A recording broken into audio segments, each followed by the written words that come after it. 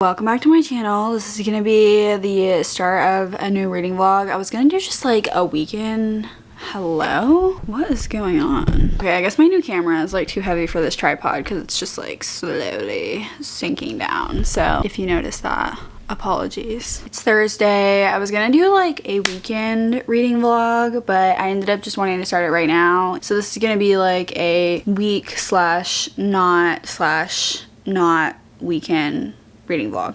It's gonna be like a Thursday to Sunday kind of vibe. Anyway, I'm currently reading two books.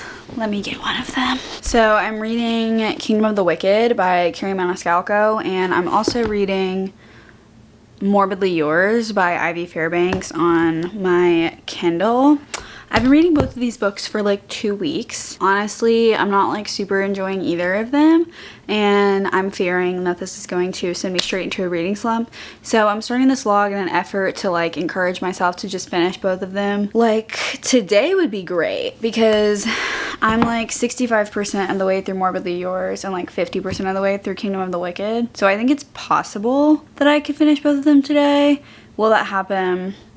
Probably not. But at least tomorrow. By tomorrow, I will be done with both of these books. Period. I honestly might just have DNS Kingdom of the Wicked if it weren't for the fact that I'm filming like a TikTok vlog of me reading it, because I'm trying to do this series where I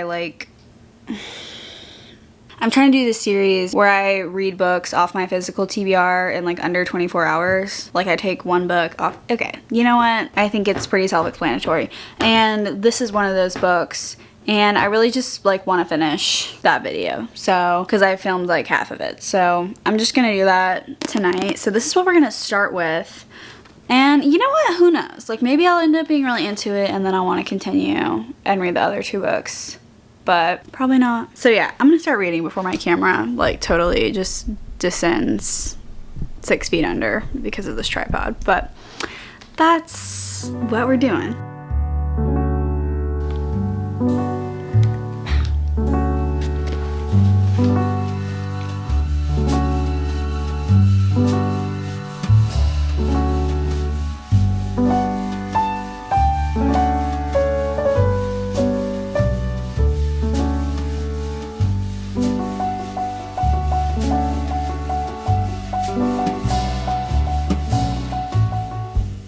It is 5:52 and I'm about to get ready for bed so that I can really get into Kingdom of the Wicked. I just ate some soup, gonna take a bath, and we're gonna do this. I posted something on my Instagram story about how I wasn't enjoying this much, or enjoying this book that much, and I asked people if they thought that I should continue the series because I do want to read Throne of the Fallen, which I think is like gonna be, or it's the first book in another series by Katrina that's set in the same world. And I think that there are some like, I'm not really sure if they're minor or what, spoilers for this series and Throne of the Fallen. So I was just asking if like people thought I should continue, and a lot of people said yes to continuing the series. So I don't know, maybe I just need to get back into it. Sometimes it takes me a long time to read books because I'm not enjoying them, and then sometimes it takes me a long time just because like I don't have that much time to read, or I'm not like in a reading mood as much for that week or whatever. So I don't know. When I get more into this, I'll be able to tell you like if it's me or if it's the book. It could be both. I don't know.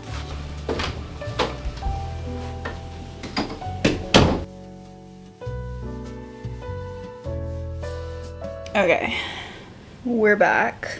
PJ's on. Dinner has been had. I feel like I have a teeny update on this book.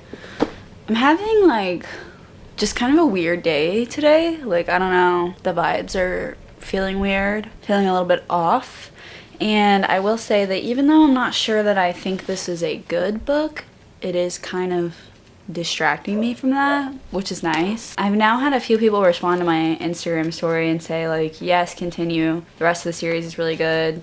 And then also some people be like, no, it's not worth it, or like it's terrible, which I don't know. I will say the people who like this series seem to like it because of the romance. I'm not really feeling the romance right now. Wrath, who is like supposed to be the love interest, is one of the princes of hell. I haven't said what this book is about at all.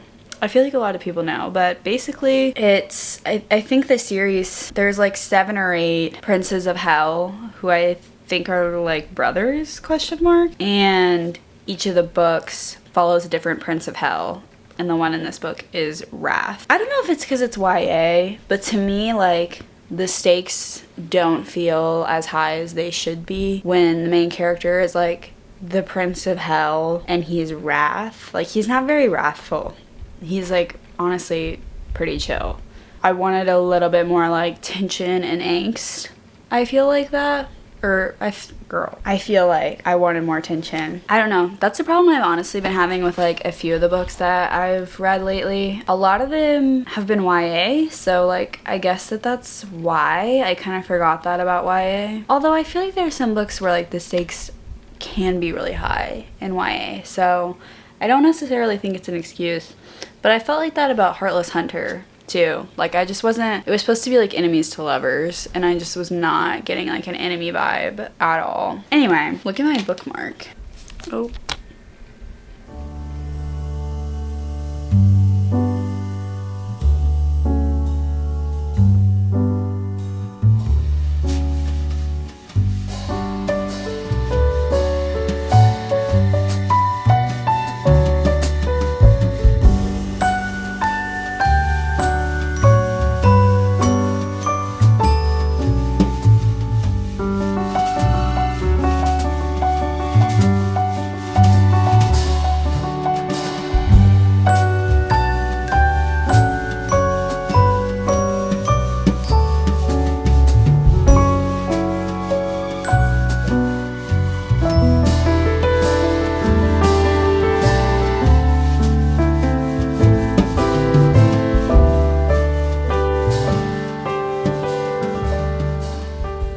Let me tell you guys a story. So I've been having a rough week, as I feel like I've said like 10 times already in this video. I've just been feeling unmotivated, not wanting to read, that kind of thing. And I kind of thought, okay, maybe I'm like not sleeping that well. So I decided, it's Friday night, I decided, okay, it's the end of the week, we're gonna do a little reset. We're gonna rejuvenate, we're gonna reset. So I decided to make myself a Sleepy Girl mocktail. This one looks delicious.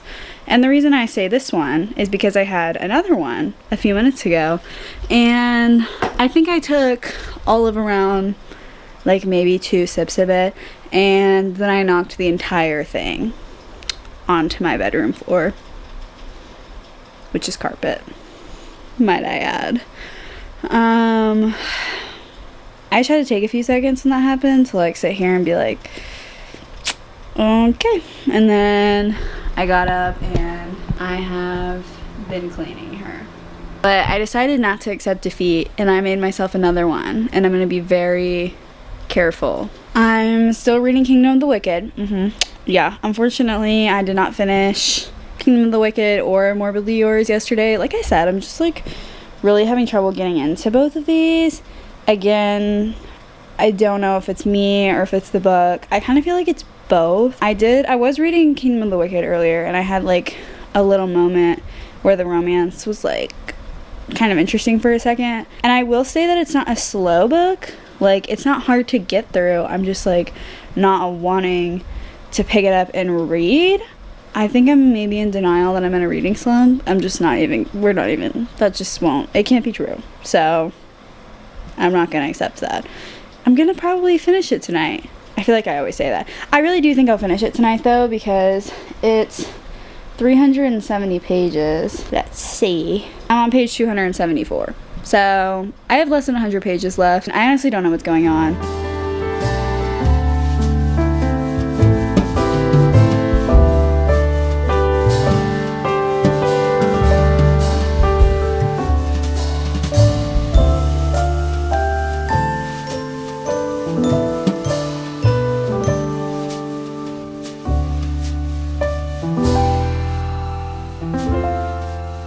Very exciting update. I have finally finished this book. I think it took me a total of like 2 weeks. I don't really have much to say about it other than it was just very mid. I ended up going with a 3 stars because I feel like that's a fair rating, like within this genre, which is YA fantasy. Will I be continuing the rest of the series? Honestly, probably not, because if I don't go ahead and just like read them right now, I feel like it's never gonna happen, and I don't want to read them right now. So I'm probably not going to. I'll probably just look up spoilers for books 2 and 3 so I can read Throne of the Fallen. Now, let's move on to what I'm going to read currently. I still do need to finish Morbidly Yours, but I don't want to go right into finishing that one right now because I need like something that is like going to make me excited about reading. And I've been really wanting to read this book. I'm peeling the sticker off of it right now. The 13th Tale by Diane Setterfield. This is one of my mom's favorite books, and she recommended it to me, and I thought it just sounded really interesting. I heard someone say that this is like The Seven Husbands of Evelyn Hugo, but like gothic ? Which sounds very intriguing to me. And it's also on Kindle Unlimited, so I can switch between the physical and the Kindle version, which I love. So gonna start this. I honestly don't know that much about it other than what I said, because I also read that going into it blind is the best way to do it. So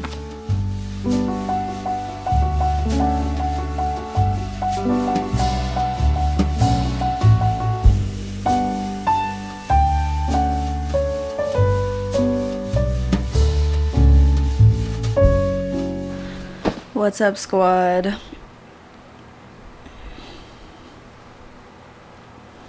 My room is like 90% clean. You'll just have to take my word for it because I don't feel like getting out of bed to show you. But it's 8:40 and we're about to get some serious reading done. I'm 40% of the way through this book, The 13th Tale by Diane Setterfield. My mom recommended it to me, and a lot of times she slays with her book recommendations.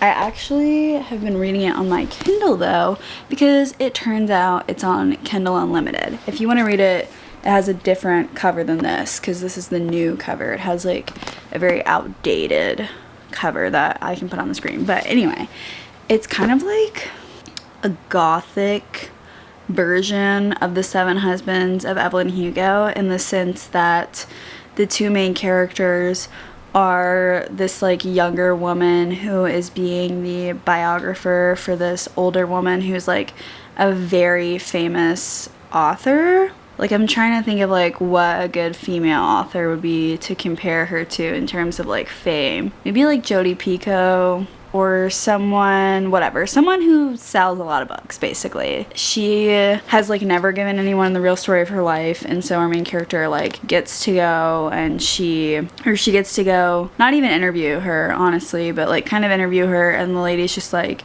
divulging all of her secrets to her. So it's like, it's very much tea, very much giving drama. I'm really enjoying it so far. The setting is fun. I do think it would be a really good fall read, but nonetheless, like if you just want tea, like kind of the way it almost reminds me of an Ellen Hildebrand book, but like in a fall and winter setting in terms of like the drama, and I'm living for it. And the family is like very up. But yeah, so I don't know. Every time I say that I'm gonna finish a book like today or tonight, I never end up doing it, and then I just feel stupid, so I'm not gonna say that this time, and we're just gonna see how much I get through, period. I'm gonna leave it at that. I don't want to jinx anything. Anywho, I don't really have anything else to say. I watched Bridgerton the whole time I was cleaning, and that was a lovely experience. I love season 2, honestly, more than season 1, but no one asked, so I'm gonna get to reading. I'm gonna start procrastinating, and yeah.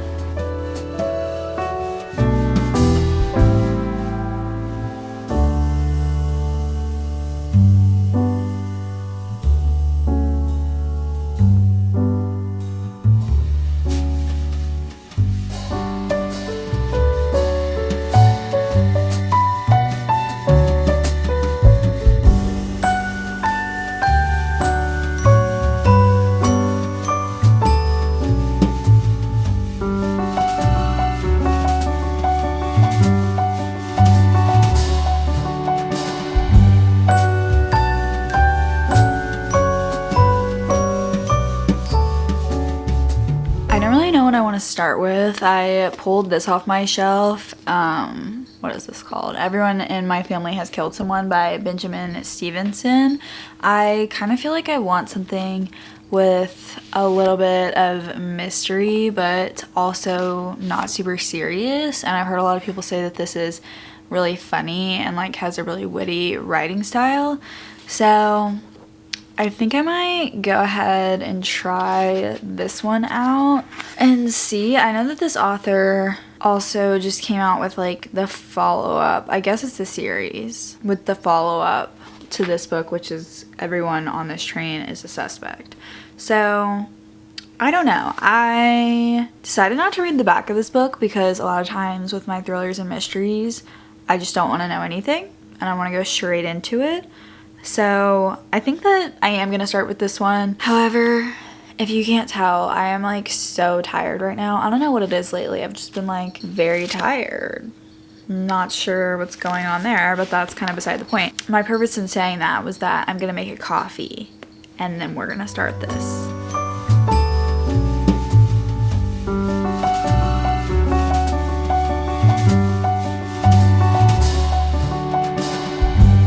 Reading update, I have read 100 pages of this book now. I was really enjoying it. I meant to read more this afternoon, but I was rewatching Bridgerton season 2 because season 3 is releasing at like 2 a.m. tonight.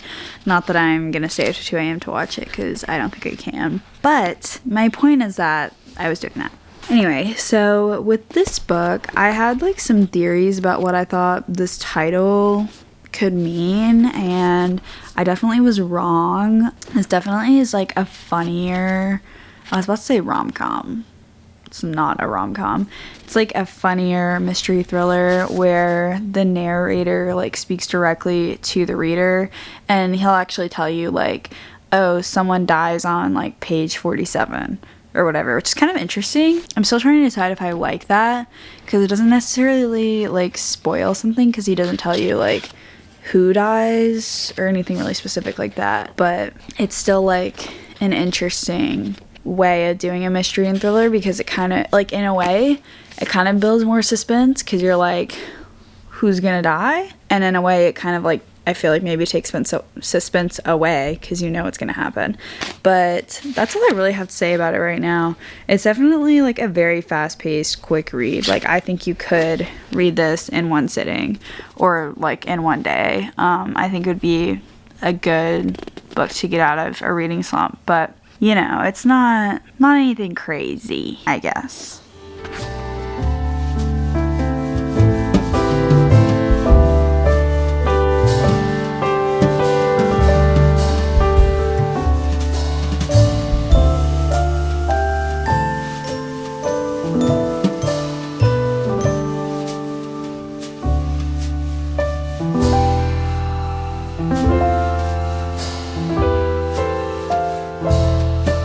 This book has been on my TBR for 5 years. I checked on Goodreads earlier and I added it in 2019.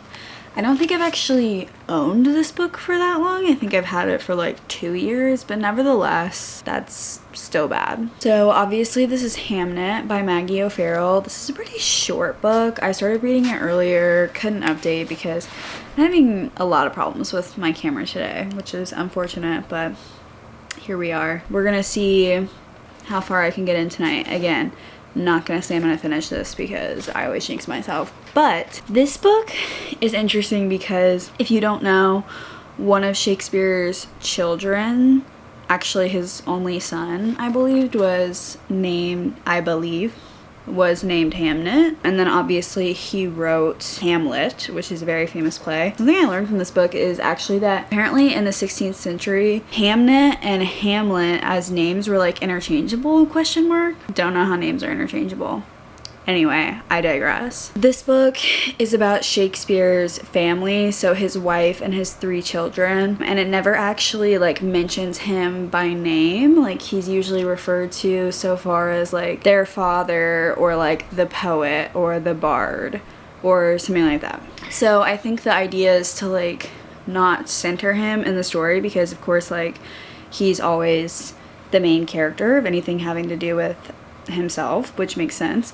But it's interesting because his wife and his children obviously have like their own story too, especially being in such close proximity to someone who, even in the time that he lived, was like so famous. But it's just interesting to like read from what Maggie O'Farrell imagines is their perspective. It's made me want to do some research into how much of this book is kind of like her artistic flair on what she thought things would have been like for them, and then how much of it is like realistic, because his wife Agnes, and Hamnet's mom obviously, is like kind of portrayed as though she's like a witch. Like it doesn't, I don't think it's like outright said that yet, but it's like she has a hawk that she carries around on her shoulder, and she is like really proficient in healing and potions. I'm not sure if like they're describing her as like she's just a weirdo compared to everyone else in 15th century England or 16th century England. I don't know. I doubt that Maggie O'Farrell just like pulled that out of her ass. I'm assuming that that's a real thing, which is like so tea. And why did we not know that Shakespeare's wife was a witch? Like that's really interesting. Anyway, I'm gonna stop yapping and start reading. And I would say and. There's no and. I'm gonna start reading. Okay, I lied. Actually, I'm gonna tell you guys the tea that I'm drinking because I've been so into this tea. I don't know how you say the name of this brand, so I'll put it on the screen, but it's this blackberry citrus with zinc tea.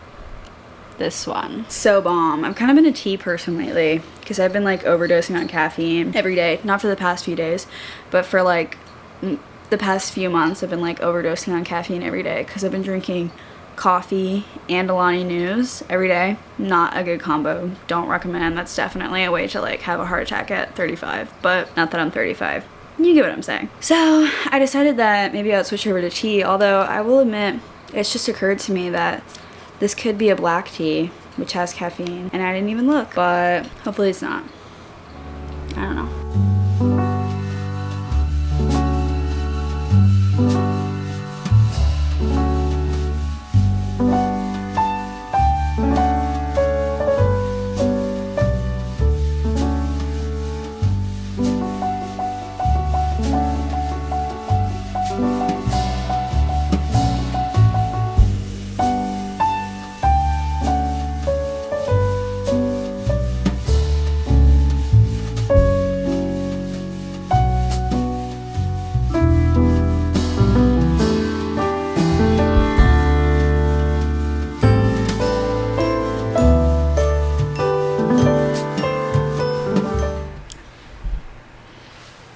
Okay, pick a new book with me. I finished Hamnet. That was the last book that I read for this video, and I don't think I ever gave like a proper review. I really, really enjoyed it. It kind of sent me on like a Shakespeare rabbit hole, as I'm sure you guys probably heard me talking about. My tripod is sinking down again. How do I stop this from happening? Hold please. Okay, I took a brief intermission. I took a brief intermission to order a new tripod so that y'all don't have to keep listening to me complain about it. But anyway, let's talk about what I thought about Hamnet. I ended up giving it a 4.5 stars, really loved it, sent me down a Shakespeare / Middle Ages rabbit hole. I got this in my YA Fairy Loot box yesterday. This is The Temptation of Magic by Megan Scott, and I actually didn't recognize it being the Fairy Loot edition. I have seen this book a lot over the years. I think over the years. What if it like literally just came out last month or something? I don't know. So this is what like the normal cover of it looks like, and I've always been like kind of intrigued by it, but for some reason I had it in my head that it like didn't have a good rating on Goodreads, which is probably something I shouldn't care about as much as I do, but just being honest. And then I looked at it and it's got like almost a 4 or above a 4 or something. So I don't know, for some reason I'm kind of gravitating towards this, probably because I literally just got it. Okay, other ones in my Howl's Books tote. This is like my TBR tote, kind of. Daughter of Smoke and Bone by Laini Taylor. This is the first book in a YA fantasy trilogy that I've been meaning to read for a long time. However, found out the other day that it's set in Prague, and I'm actually going to Prague this year, later this year. I just think it'd be really cool to like read this book before I go. Maybe I'll learn something about Prague, maybe not. Maybe it'll just be a good time. I'm pretty confident I'm gonna like it because Laini Taylor also wrote Strange the Dreamer, and I love that book. Okay, another nonfiction, The History of the World by Frank Welsh. Don't think I'm gonna go with that one. Coraline, I feel like I'm like Mary Poppins with this bag. Coraline, just never read the book. One of my fave movies. Part of me feels like I should save that for the fall, but also I don't know. The Storied Life of AJ Girl. The Storied Life of AJ Thickery. This is a strong contender. I actually started it reading. What is happening to me? Am I having a stroke? I started reading this last night. Wasn't super into it. That's like, I read like 2 pages. Like nothing about the book. It just like, I was too tired, honestly. Okay, remember how a second ago I was like, oh, I like remember seeing not this cover, but like the other original cover, which this one, okay. This one. I've been seeing it for like years now. Like wouldn't it be so funny if it actually just came out? Okay, well it came out 5 days ago. So I don't actually know what I was talking about. Maybe someone come and check on me because I literally swear I remember the cover of this book and I've picked it up like many times in the bookstore and then put it back. Like, I almost wish that if that actually happened, I would have bought the book so I could have it on my bookshelf and be like, see, I've had this book for 2 years. I sound crazy. My point being, I don't know what's going on.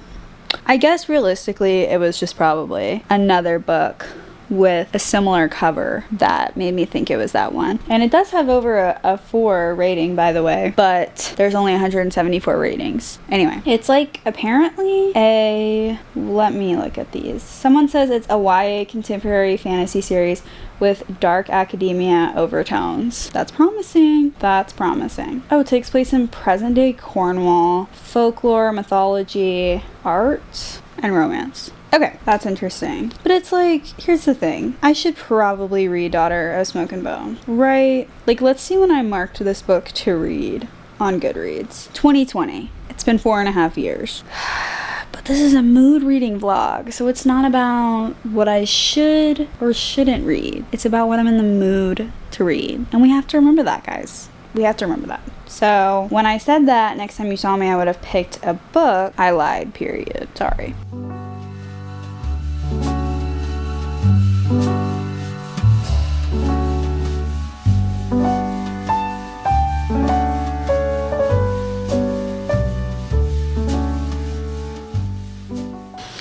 I think I'm gonna go ahead and just pick this one. I've read the first 7 pages and I'm vibing with it. I like the vibes.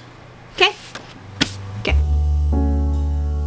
Good morning. I read 30 pages of this book last night, and what I'm gathering that it's about is like we have 2 main characters, a female and male main character who I'm assuming are going to be love interests, obviously. And they are both what is called Imperials, which in this world means like they are supernatural but also responsible for keeping like other supernatural creatures from harming humans. So it's like one of those things, kind of like The Moral Instruments, where it's like all the stories are true, like vampires, fae, werewolves, mermaids, all of those things really exist, but like the regular human population doesn't know that. So the Imperials are there to protect them. One aspect of this that I'm finding really interesting is that our main character is like studying in this college program, and she, like, her specific like concentration is in folklore and mythological art. So she like studies art to learn about the supernatural. Anyway, I'm liking it so far. I definitely really like the vibes of it. I don't think I have like too much else to say since I'm only 30 pages in, but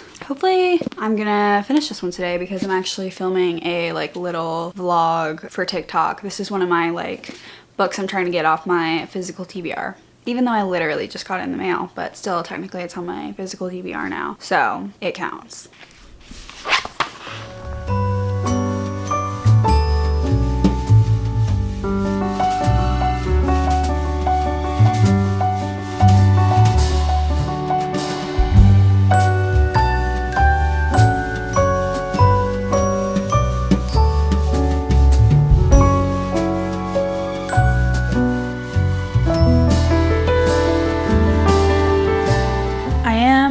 165 pages into this book now, and I'm honestly feeling really conflicted by it. Like, on one hand, I am really loving just the setting, and the vibes are totally like right up my alley. I think it's set in like Cornwall, England, I believe, and it's very much like dark academia aesthetic, basically. Like, this is like the map.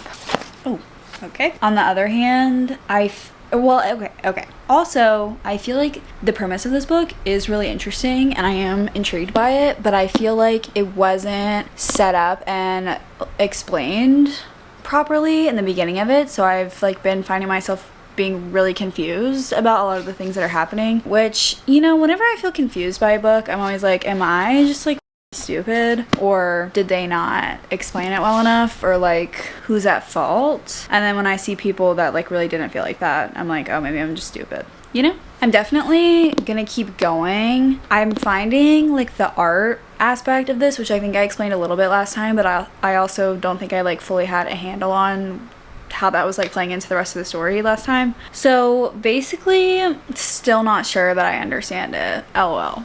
But the main character is going to school for, her specialty is like art history, but like supernatural art history.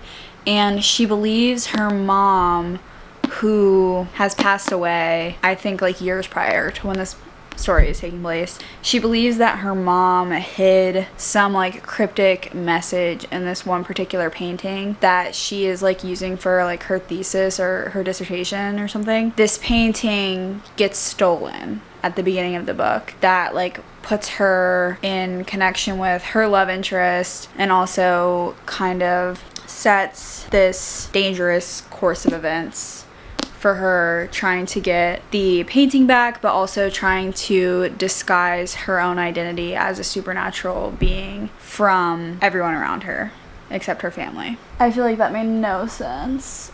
I don't know.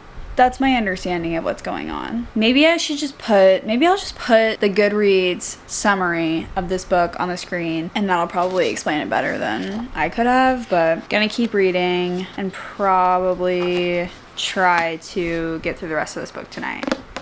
It's 9 o'clock, so we'll see.